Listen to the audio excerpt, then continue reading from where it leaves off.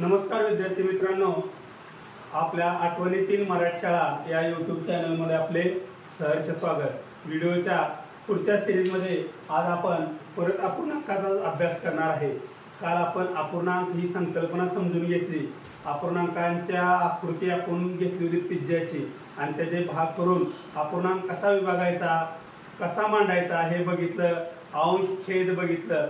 आता मी फळ्याचे 4 भाग केलेले आहेत आणि 4 भागामध्ये या ठिकाणी वेगवेगळे हेडिंग्स किंवा उप घटक म्हणूया ते इथे लिहिलेले आहेत।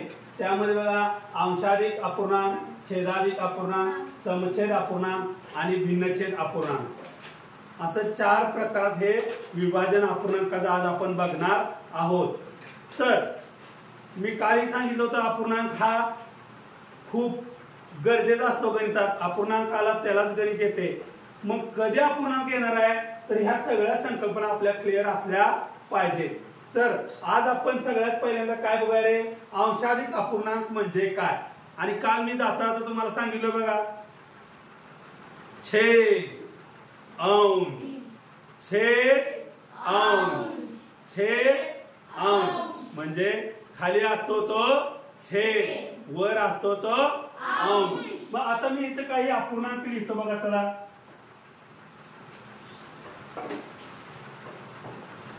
बघा इकडे 5/2, 8/3, 7/4 आणि 12/5। आता मी अपूर्णांक लिहिले, ह्याच्यावरून निरीक्षणावरून तुमच्या काय लक्षात येते रे? आता ह्याच्यामध्ये पहिला अपूर्णांकातला अंश सांगा मला। पहिल्या अपूर्णांकाचा अंश किती आहे रे, सांग। शाबास, किती आहे? 5 आहे। आणि छेद किती आहे? 2। दुसऱ्या सांगा रे, अंश किती आहे? 8। छेद किती आहे? 3। तिसऱ्या सांगा 7 आणि छेद 4। माझा तुम्हाला आपल्याला कळलंय मोठी संख्या लहान संख्या, पहिले दुसरी तर शिकलोय आपण। म्हणून मला सांगायचं आहे काय, ज्या संख्येचा अंश मोठा, हात बघा माझा, अंश मोठा, त्या अपूर्णांकाला कसला अपूर्णांक म्हणायचा? अंशाधिक अपूर्णांक। अंश मोठा अंशाधिक, अंश मोठा अंशाधिक, एक लक्षात ठेवा, अंशाधिक रिलीज आहे बघा। असं काय काय ओढलेलं असते की एवढी मेहनत कशासाठी म्हणते, परत कोणा तर खिशातला मोबाईल काढते, पाकिट काढते, तसं आपण ही लक्षात ठेवायचं अंशाधिक। असं जरी कोणी खुणवलं शाळेत येताना, अरे काय अंशाधिक करायला लागलाय म्हणायचं, कळलं का? अंश मोठा त्याला अंशाधिक अपूर्णांक असे म्हणायचं, कळलं? आणि त्याच्या पुढं छेदाधिक अपूर्णांक बघणार आपण, कसला? आता मी इथे काय अपूर्णांक लिहितोय बघा, निरीक्षणावरूनच तुम्हाला कळेल। 2/7, 8/9, 15/17, 20/30। आता हे कळायसाठी आपण एवढे छोट्या छोट्या संख्या घेतल्या, आपण 1 लाख भागिले 1 लाख छेद 5 लाख पण घेऊ शकतोय, कळतंय का? ह्या संख्यांना वरच्या लिमिटेशन नाही, मर्यादा नाही, केवढी पण संख्या मोठी असू शकत्या आणि केवढी पण छोटी असू शकत्या, कळतंय का? दशांश स्थळे येणार आहेत पुढं, मग 0.0001 एवढी संख्या बारकी असते, डोळ्यानं पण दिसत नाही संख्या, म्हणजे तिचं समजा वजन असेल एखाद्या ह्याचं आणि 0. पिठाचा कण बघितलाय का तुम्ही? पिठाच्या कणाच्या वजनाला तगडं पालट घेऊन आपल्याला 1 कण जोखता येईल का पिठाचा? असं ती लहान लहान पण घटक असू शकतो आणि मोठा मोठा पण असू द्या, ते आपण पुढे बघूया। तर आता मी काय अपूर्णांक लिहिले बघा, अंश किती आहे रे? 2। छेद किती आहे? 7। अंश 2/7, तिथं अंश 8/9, अंश 15/17, अंश 20/30। आता मग ह्या अपूर्णांकांच्या निरीक्षणावरून आपल्याला काय कळालं रे? छेद मोठा आहे म्हणजे छेदाधिक अपूर्णांक। कसला? छेदाधिक अपूर्णांक। असं केल्यावर सांगा अंशाधिक अपूर्णांक. असं केल्यावर छेदाधिक अपूर्णांक. 2 दिवस असं करायचं. असं केलं काय सांगायचं अंशाधिक अपूर्णांक. असं केल्यावर छेदाधिक अपूर्णांक. हा मग त्याचे पुढे बेरीज वजाबाकी गुणाकार भागाकार करणार आहे आपण या धड्यातच. पण हे अगोदर आपल्याला माहित पाहिजे. हे माहित असलं तरच पुढचं येणार आहे. असं केल्यावर छेदाधिक असं केल्यावर अंशाधिक. तुमच्या ह्या 2 संकल्पना मला खात्री आहे 100% अंशाधिक अपूर्णांक म्हणजे ज्याचा अंश मोठा त्याला अंशाधिक अपूर्णांक म्हणायचं. छेदाधिक अपूर्णांक म्हणजे ज्याचा छेद मोठा त्याला छेदाधिक अपूर्णांक म्हणायचं. समजलं इथपर्यंत सगळ्याला.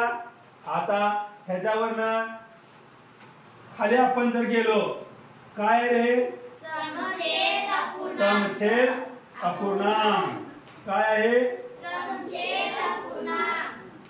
समछेद अपूर्णांक. आता ह्याच्या नावाचा अर्थ दडलाय बघा. नावाचाच अर्थ दडलेला आहे. सम म्हणजे काय रे समान. सम म्हणजे समान. आणि छेद म्हणजे खालचं. छेद कसा असला पाहिजे समान असला पाहिजे. नावातच व्याख्या लपलेली आहे. समछेद अपूर्णांक म्हणजे समान छेद. समान छेद. मग आता मी लिहितो बघा बरोबर आहे का सांगा. मला काय ह्यातलं एवढं जमत नाही. तुम्हाला जमतंय का बघा.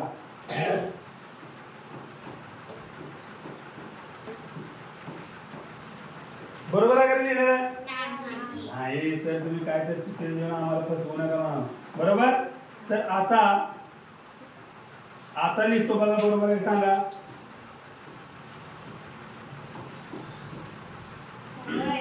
पहिला अपूर्णांक काय आहे रे 3/4 2/4 7/4 3/4. सगळीकडे खाली काय आले रे 4 4 4 4. बरोबर. आणि वेगवेगळा आहे ना अंक 3 2 कुठं 7 आहे कुठं 3 आहे. बरोबर का. आलं लक्षात. म्हणजे ज्या अपूर्णांकांचा छेद समान आहे त्याला काय म्हणायचं रे समछेद अपूर्णांक. आणि त्याच्याच बरोबर विरुद्ध क्रिया छेद कसा असणार आहे वेगळा. वेगळा. आलं लक्षात. आपण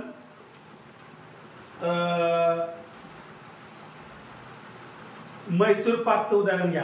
मैसूर पाक कसा असते तुकडं तुकडं केलेलं सगळं तुकडं समान असते. पण आज आपल्या घरी बोकड कापते ती आणि त्याचा तुकडा असते का समान असमान. कुठला तुकडा 20 ग्रॅमचा असते कुठला 50 ग्रॅमचा असते. आलं लक्षात. तसं मैसूर पाकचं वजन कसं असते किंवा बिस्किट पुड्यातल्या बिस्किटांचं वजन बघा कसं असते रे त्याला सम म्हणायचं. त्याला काय म्हणायचं सम. आणि मटणाचं तुकडं केलेलं असते ते भिन्न वेगवेगळ्या वजनात असते. वेगवेगळं माप वेगवेगळी संख्या वेगवेगळा आकार त्याला काय म्हणायचं भिन्न म्हणायचं. आणि आता मग बघूया पण भिन्न काय पाहिजे छेद. मग त्याला मी आता काय अपूर्णांक किती लिहितो बरोबर लिहिले का सांगा.